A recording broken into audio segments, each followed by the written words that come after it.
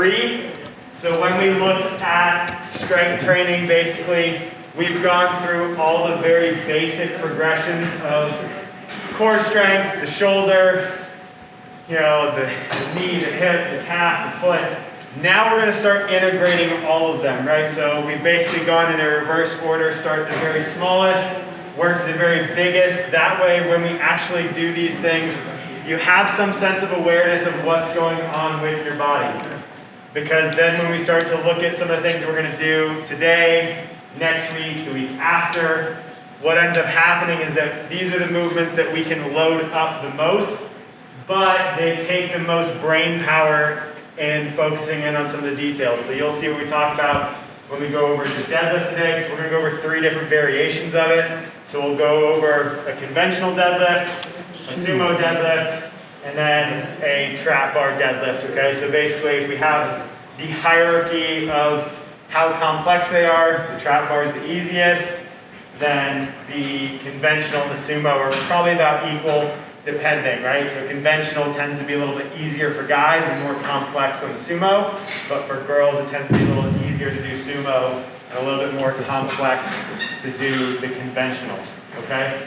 So when we look at those, this is what we're gonna end up going over. The first thing we have to think about, so we talked about the hips, we talked about the spine, we talked about different stabilizing factors, right? So we talked about spinal neutral, being able to bring everything in where we tuck our ribs down. Not welcome back. All right, being able to stabilize and keep everything here at our core, basically from not flexing and not extending. So we're going to try to create a lot of resistance to movement today. So that's going to be one of our primary things, is being able to keep things tight. When we talked about our lats, because when we talked about integrating and training the back and integrating everything with the shoulders, right, your lat starts all the way up, or really, it starts at your lumbar spine and goes all the way up to the inside of your humerus, so it creates a lot of tension. That's going to work to stabilize our spine, so we're going to have to use our lats a good bit today. The other thing we're going to have to think about, because sumo stance, when we do a sumo deadlift, we get these really wide stances, and we have to create a lot of rotation in the hips. So we're going to go through just a very simple warm-up here in a second.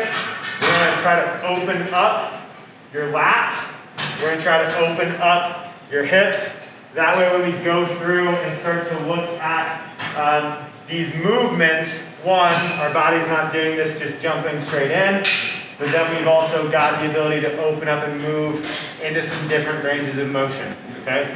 So what we're going to do, I'm going to show you 3 moves, and then we're going to go through them, basically do 3 sets of them, and then we're going to talk about the conventional deadlift, we'll talk about the sumo deadlift, and then we'll take it a step down, because you might be a little tired by the end of class when we go to the trap bar, okay? So, first 2 movements that you're going to do. When we look at getting open for the hips, all right, what we have to think about is internal and external rotation. We talked about those are movements of the hips. So this is a very simple move, I guess. I don't know if we did this. I'd have to look back at videos if we did this or not. But you're going to plant a shin. So I've basically created what we call a 90-90 box right here. So my shin makes a right angle with my knee, and it makes another right angle with my back leg.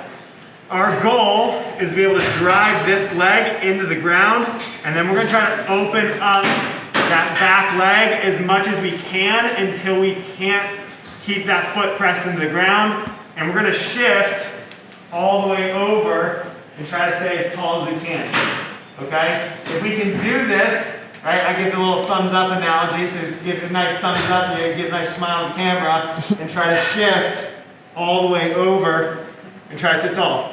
If you can't get that, that's fine. You can put a hand back, but trying to actively drive in, open all the way up, keep the feet in the same spot, shift, come across, okay? So that's gonna open up our hips. We're gonna open up our lats, and this is one that gets kind of funky. When we look at how your muscles contract, they can contract isometrically, concentrically, eccentrically. So we're basically gonna use an isometric that's gonna stretch out your lats a little bit. So all you're gonna do is lay flat on the floor. You're gonna reach out, and basically I'm gonna try to push my shoulders and my hands down into the floor as hard as I can. So I'm gonna push, and I'm also gonna try to bring my shoulder blades back and down, push into the floor. You're gonna hold for 1, 2, 3, and then you're gonna reach out. Do it again. Push, 1, 2, 3. Reach out again. 1, 2, 3. Okay? So, those are the first 2 that we're gonna do. The third one, all right, so we have the hip. You're just gonna do 10 exchanges, right? So 1, 2, 3, all the way to 10. You're gonna do 3 of those little presses down into the floor. So we have something to open up the hips. And then all I want you to do is we're gonna try to find that spinal neutral again. All right? So all you're gonna do is try to lay down on the floor. You're just gonna bring feet up. You're gonna try to get your hips up off the ground. And you're just gonna try to reach up, push the lower back to the ground, and hold for 1, 2, 3, 4, 5. Relax for a second, like relax back down, and then do it again. I want you to go through those 3 things 3 times, okay? So exchange, go through that little hip box. So you're gonna go through that 10 reps. Basically, we consider a floor press down. You're gonna go through 3 reps of 3 seconds, and then you're gonna go through that little, basically it's our hollow hold, our hollow position. You're gonna elevate for 5 seconds, relax for 2, up for 5 seconds, and then go back through all those exercises again, okay? So basically do a set of each thing, then go do a set of each thing, and then a set of each thing, all right? Find some space, let's get after it.